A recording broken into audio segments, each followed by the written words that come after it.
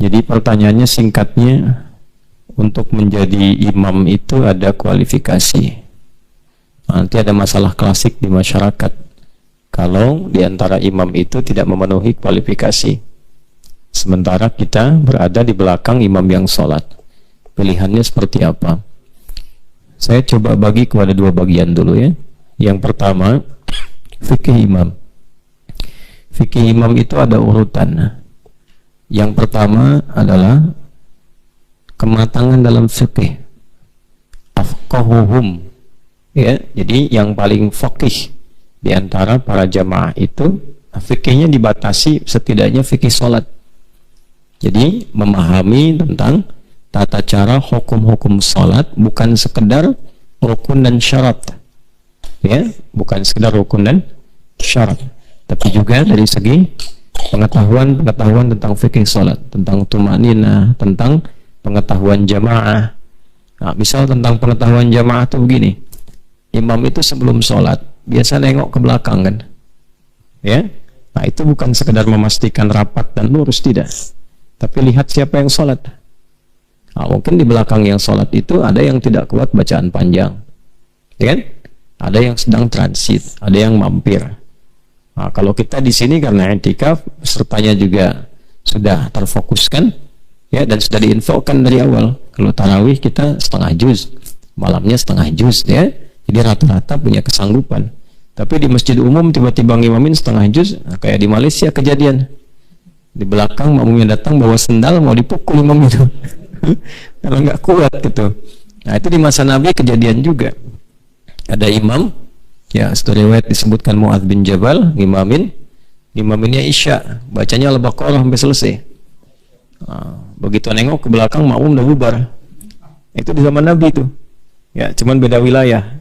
Jadi Mu'adz sedang bertugas ngimamin Aisyah, kata Mu'adz, ini jamaah pada munafik nih. Karena ciri orang munafik salah satunya malas sholat Isya. Hati-hati ya. Jadi kalau ada sudah perasaan malas sholat Isya, nah itu mesti khawatir. Nah, boleh jadi ada kesibukan dunia yang terlalu padat sehingga lupa dengan akhirat.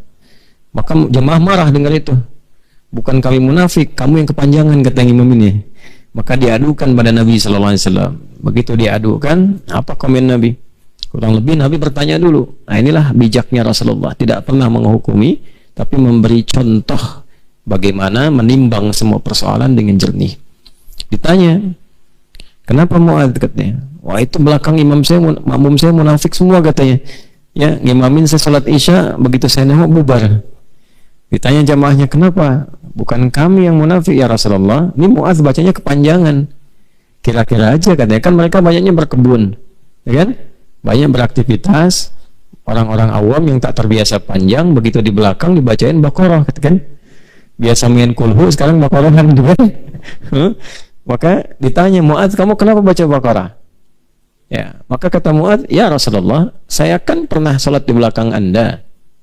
Ya, Anda Rasulullah SAW bacanya Al-Baqarah, maka saya praktekkan. Maka kata Nabi, ya Mu'adz, saya baca Baqarah, makmumnya kamu, di belakangnya kamu, tapi kamu baca Baqarah di belakangnya siapa?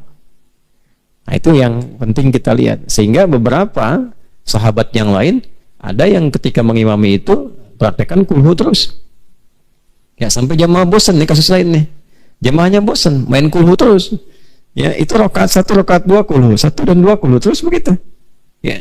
Lalu diadukan pada Nabi. Begitu diadukan, ditanya, kenapa kamu baca kulhu? Nah, ini riwayat yang pernah, kalau tarawih rakaat keduanya kulhu, ya, rakaat pertama misalnya baca surat apa, kedua kulhu terus gitu, itu ada sanadnya.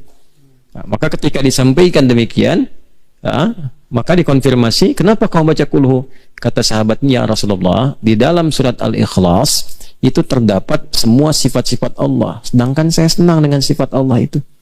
Maka langsung mendapatkan hadis qudsi, ya, disampaikan, kata Nabi sallallahu alaihi wasallam, Allah mencintai engkau karena engkau mencintai sifat-sifatnya. Nah, itu sanad kulhu. Tapi jangan jadikan alasan untuk kulhu terus gitu, ya, karena nanti ada surat-surat yang lain. Nah, jadi yang pertama yang harus dilakukan itu faqih, paham dengan jamaah. Yang kedua, paham fikih salat kaitan dengan tumanina, ketenangan, ya. Selain yang kedua, selanjutnya setelah afqah itu aktsaruhum hifdzan, yang paling banyak hafalannya. Ya, supaya nggak banyak subhanallah di belakang. Ya, ada baca Baqarah, wa min haitsu kharajta fawalli wajhaka syatral masjidil haram wa haitsu ma kuntum, subhanallah belakang kan. Ya, ulangi lagi. Kemudian dibaca lagi wa haitsu ma kuntum subhanallah. Kan ada dua ayat tuh yang itu tuh. Ya. Fawalli wajhaka syatral masjidil haram wa haitsu ma subhanallah gitu kan. Nah, karena nggak dibetul-betulkan akhirnya imamnya bingung nengok ke belakang. Lalu apa yang benar katanya? Batal semua tuh. Ya. Jadi imam pun harus banyak juga hafalan. Baru yang ketiga ukurannya akbaruhum sinnan. Ya, yang paling senior. Karena banyak pengalamannya, biasanya lebih kedekatannya kepada Allah. Tapi ukuran pertama tetap, walaupun senior, fikih salatnya belum maksimal, dahulukan yang junior. Karena itu zaman Nabi Sallallahu Alaihi Wasallam itu Ibnu Abbas itu dimuliakan walaupun masih kecil, belum balik gitu. Ya, belum balik, hafalan sudah Baqarah. Ya, sudah balik, masih kecil, itu Nabi meninggal, usia masih dini, 13-14 tahun lah, kurang lebih. Tapi Umar sudah menjadikan beliau salah satu ahli fatwa. Itu Ibnu Abbas radhiyallahu ta'ala anhuma. Dan mimpin salat, mimpin pasukan juga Ibnu Abbas itu. Ya, salah satunya apa kelebihannya? Jadi penguasaan kepada Al-Quran. Nah, sekarang pertanyaannya, tadi ada pertanyaan intinya, kalau satu kondisi di masyarakat, imamnya tidak seideal seperti yang disampaikan. Apalagi ini baru pulang dari belajar, biasa baca-baca yang enak, yang panjang, hafal Quran, tiba-tiba bermakmum di belakang yang bacaannya kurang maksimal. Ya. Nah, bagaimana kemudian menyikapinya? Pertama, bersyukur kepada Allah. Itu dulu. Karena dihadiahi objek dakwah. Itu bersyukurnya. Jadi kalau orang beriman itu melihat segala hal, kalau sudah halawatul iman dengan nikmat, tidak ada satu pun yang kita hadapi dalam hidup kecuali ada hikmah. Tadi siang kita belajar ilmu hikmah. Jadi kalau sudah kita berpandangan demikian, maka semua yang dilihat itu baik kelihatannya. Dan kita tidak melihat dengan emosional, tapi melihat dengan timbangan-timbangan keimanan. Alhamdulillah yang telah menghadirkan kepada kita kesempatan untuk berdakwah. Mungkin antum dikirim ke situ untuk memperbaiki. Ya, bukan untuk meninggalkan. Maka bagaimana bersikap demikian, memperbaikinya? Kembali ke Quran surah ke-16 An-Nahl ayat 125. Karena ilmunya ilmu hikmah, ayatnya ayat hikmah. Ud'u ila sabila rabbika bil hikmah. Jangan mau'izah hasanah dulu. Ya, nanti kalau disampaikan mau'izah hasanah, dibalik nanti, kamu siapa? Saya sebelum masjid jadi sudah di sini katanya. Ya.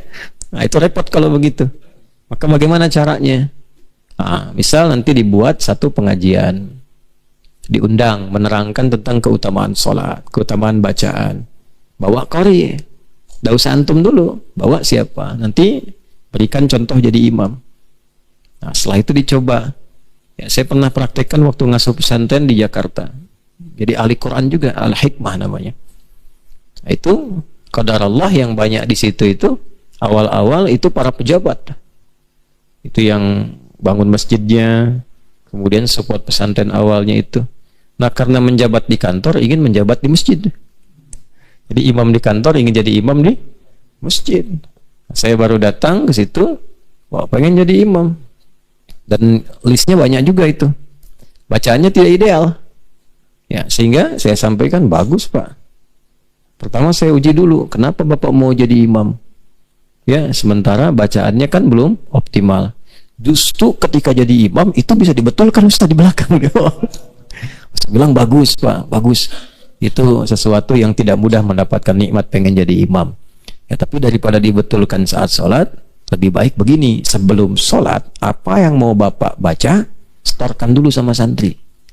Supaya saat dibaca kesalahannya jadi minimal. Nah, sambil nanti nunggu setoran, saya imamin dulu. Nah, nanti saya gantian santri, Bapak tetap jadi imam, cuma imamnya zuhur dan asar. Tetap jadi imam, kita tidak menurunkan statusnya. Nah, biasanya kalau orang tinggi jangan turunkan statusnya, tetap imam. Jadi Bapak tetap imam sambil setoran, nanti yang maghrib, isya dan subuh saya gantian sama santri. Setelah nanti ayatnya Bapak lancar, bagus, langsung Bapak ambil posisi, pilih. Baiknya, sepakat tuh. Tetap imam zuhur sama asar, kan nggak bunyi ya, baik kan? Nah, tapi itu kita nggak turunkan statusnya. Jadi begitu maghribnya kita imami, udah merasa enak. Isya'nya diimami, santai imami, subuh gantian. Nah begitu mereka sudah agak baik, saya sampaikan, Pak silahkan imami. Oh enggak lah, katanya itu aja bagus. Ya. Nah, jadi kesadaran itu kalau pakai ilmu hikmah tak harus langsung menyalahkan. Ya. Jadi yang pertama diambil sikap kalau memang dihadapi demikian tidak bisa langsung dibetulkan supaya tidak menghindari fitnah salat di belakang takriman di awqat salat. Lalu mengulang. Ya, lalu mengulang. Minimal fardunya aja. Ya, sunnahnya bisa kita kan bisa tempat lain misalnya atau di rumah. Nah, untuk fardunya teruskan. Ya, jadi di situ takriman di waktu salat, nanti mengulang setelah itu. Jelas ya? Nah, tapi jangan ditinggalkan masyarakatnya. Setelah itu buat satu sesi pengajian, ya seperti yang tadi disampaikan, dengan niat untuk berdakwah, untuk ibadah, bukan menyalahkan orang lain. Jadi ingat selalu begitu, fikih dakwah itu kuncinya bukan menyalahkan. Jadi kalau ada orang salah, itu kesempatan yang Allah berikan pada kita untuk menampilkan yang benar, bukan menyalahkan orangnya. Karena boleh jadi belum tahu. Nah, orang belum tahu itu diberitahu, bukan dipersalahkan. Jelas ya? Nah, itu inti yang paling dasar. Wallahu a'lam bishawab.